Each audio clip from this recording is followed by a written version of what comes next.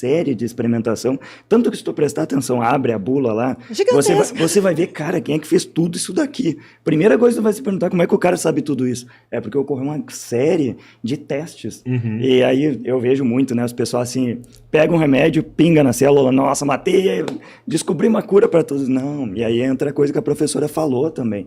O corpo tem que absorver aquilo, ele tem que ser distribuído, ele tem que ter atividade biológica. E ainda depois o organismo tem que eliminar aquilo. Então vocês viram, imagina se você começa a tomar um remédio que tem, por exemplo, um chumbo como catalisador. Funciona para você. Só que daí você começa a tomar 1, 2 caixas e você vai começar a bioacumular um elemento pesado que é tóxico. Totalmente. Então, tem até uma doença, né, do chumbo ali, né? Sim, você tem grandes problemas com chumbo, com cromo, que às vezes assim, inclusive a professora pode falar melhor, você tem síntese na indústria que utiliza metais pesados.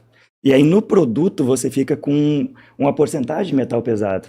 E aí então você tem que tentar retirar aquele metal pesado, tem até um controle, a qualidade disso e tudo mais.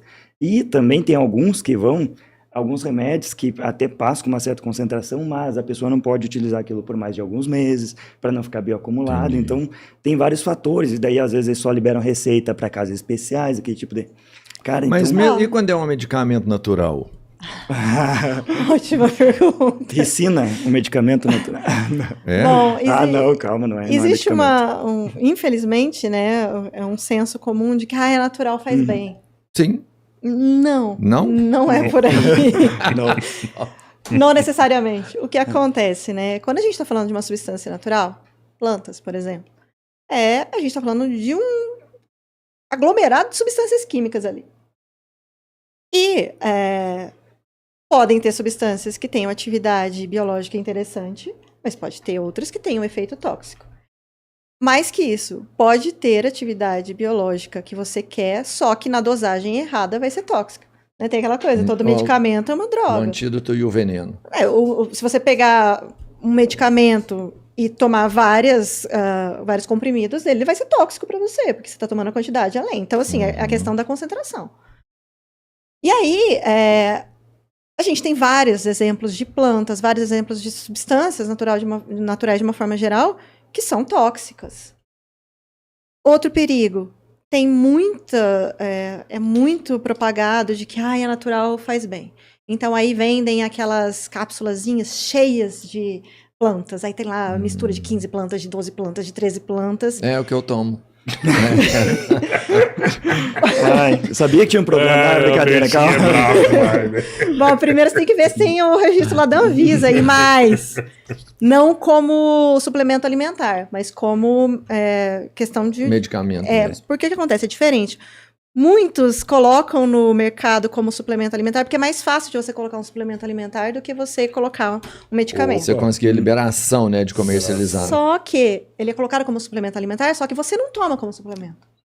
Você toma como um medicamento ali. Você toma para melhorar alguma coisa e você vai tomando em quantidades ali que você não sabe o que aquilo está fazendo no seu corpo. Por quê? Porque não tem estudos para você saber exatamente as substâncias que tem ali, o quanto de substância que tem ali. A combinação entre elas. Exatamente. Isso. Você pode ter o que a gente fala de efeito sinérgico, né, sinergismo. E esse efeito pode ser bom, mas pode ser ruim. Eu dou um exemplo que aconteceu faz pouco tempo de uma mulher que faleceu porque ela tomou essas cápsulas para emagrecer, que era um conjunto de plantas lá, de substâncias, e ela faleceu. Por quê? Tudo que a gente coloca na nossa boca, a gente ingere, ele vai ser metabolizado no fígado. O fígado a gente chama que é nosso órgão depurador. O fígado, qual que é a função dele? Veio alguma substância ali, ele vai transformar essa substância, o que é metabolizar? É reação. Fazer reação, só que reação em meio biológico, no nosso corpo a gente chama de metabolismo. Ele vai fazer reações ali para ficar mais fácil de mandar embora. Como mais fácil de mandar embora? Vocês já ouviram falar que o nosso corpo é 70% água. A água ela tem uma característica que a gente chama que ela é polar. A gente sabe, né? Água e óleo não se misturam. Sim. O óleo é o apolar, a água é polar. Se 70% do nosso corpo é polar, para a substância ser eliminada pela urina, ela precisa ser polar. Porque lembra, semelhante com semelhante. Sim. Aí o que o nosso fígado faz? Ele tenta fazer isso. Ele tenta transformar substâncias em algo mais polar para ser eliminado. Essa é a função dele. Então, ele é o nosso órgão que tenta salvar a gente. Por isso que quem bebe muito, que problema que tem, geralmente? Alegria. Além da alegria. Depois, se é muito tempo. Eu já não lembro. Cirrose Cirrose hepática, né? Que é o problema, exatamente porque seu fígado cansou de tentar metabolizar todo o seu álcool. Mesmo, né? Pô, até aconteceu na pandemia, né? A galera ingeriu remédio pra caralho ali.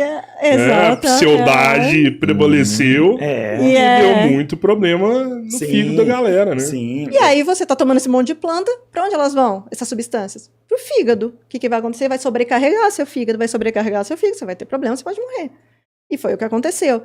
A ivermectina, né? 5, 10 comprimidos por dia, assim, E aí? O que acontece da ivermectina? Eu acho que é um parênteses legal. O Hércules falou de algo muito interessante, que assim, às vezes você vai lá e testa, e deu atividade lá, que a gente chama in vitro, né? Que é só na plaquinha de pedra, enfim, no laboratório, não testou no corpo. No ambiente controlado. Você testou só a enzima, só o vírus. Você coloca direto no problema, né? Não passa pelo seu organismo. Só que a gente tem que pensar que quando a gente toma medicamento, o medicamento tem que chegar no problema. Você entende? Tipo, e ali você coloca uma gotinha direto numa coisa que é pequenininha. Então. E aí, quando aconteceu, né, a pandemia e tudo mais, começou uma loucura para se chegar num medicamento, óbvio. E nessa loucura para se chegar no medicamento, qual que é a solução? A primeira solução, que a gente chama de reposicionamento de fármacos. Para desenvolver um medicamento do zero, demoram anos, até 10 anos. É muito tempo. Que é muito estudo.